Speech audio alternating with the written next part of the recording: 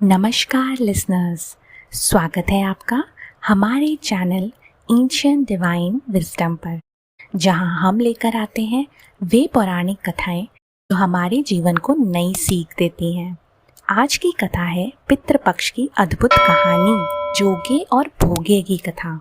इसे अंत तक जरूर सुनिएगा, क्योंकि आखिर में छिपा है एक ऐसा संदेश जो आपकी सोच को बदल देगा। बहुत समय पहले की बात है। दो भाई थे, जोगे और भोगे। जोगे धनी था, भोगे निर्धन था, लेकिन प्रेम इतना कि लोग मिसाल देते थे। जोगे की पत्नी को अपने धन का बड़ा ही अभिमान था, जबकि भोगे की पत्नी बहुत ही सरल और दयालु स्वभाव की थी। समय बीता और पितृपक्ष आया।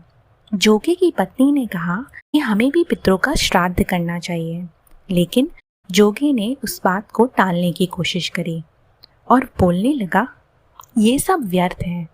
मगर उसकी पत्नी का मन कुछ और ही सोच रहा था। वह सोच रही थी कि श्राद्ध के बहाने मैं अपने मायके वालों को बुलाकर अपनी शान दिखाऊंगी।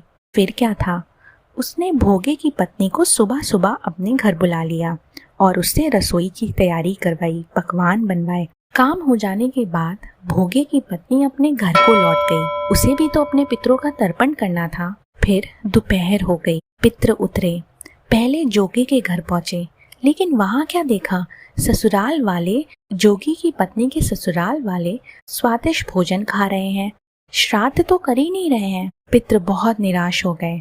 फिर वो वहां से भोगे के घर पे पहुंचे। वहां तो केवल अग्यारी दी गई थी। भूखे प्यासे पितृ नदी के तट पर चले गए। नदी किनारे सारे पितर मिले।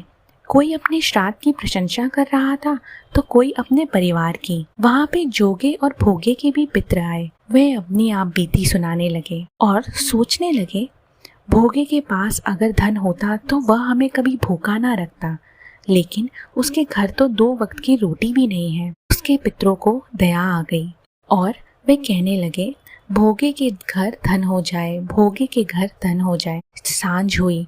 भोगे के बेचारे बच्चे भूखे थे। माँ ने उनसे कहा कि जाओ, आंगन में कुछ रखा है, वही खा लो जाकर। बच्चे आंगन में गए और कुछ देखकर चौंक गए। वहां पर सोने की मोहरें पड़ी हुई थी।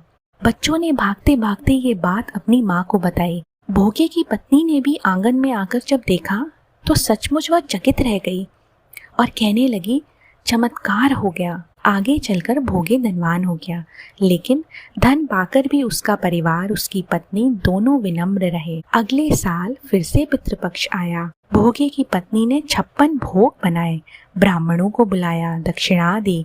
जेठ और जेठानी को सोने चांदी के बर्तनों में भोजन कराया। पितृ प्रसन्न हुए और तृप्त भी हुए। डियर लिसनर्स, ये कथा हमें सिखाती है कि श्राद्ध, तर्पण और दान में भावनाओं का महत्व सबसे बड़ा है। धन नहीं, भावना चाहिए। जो सच्चे मन से पितरों का स्मरण करता है, उसके जीवन में पितरों की कृपा अपने आप आती है। तो इस पितृपक्ष में सच्चे मन से अपने पूर्वजों को याद कीजिए और दूसरों की मदद करिए। पितरों का आशीर्वाद आप पर अवश्य ही बरसेगा।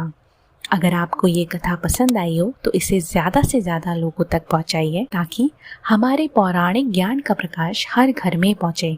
वीडियो को लाइक करें, चैनल को सब्सक्राइब करें, बेल आइकन दबाएं ऐसी ही अद्भुत कथा सुनने के लिए। अब हम आपसे मिलेंगे एक नई कथा के साथ अगले वीडियो पर। तब तक श्री हरि की कृपा आप सभी पर बनी रहे। धन्यवाद। जय श्री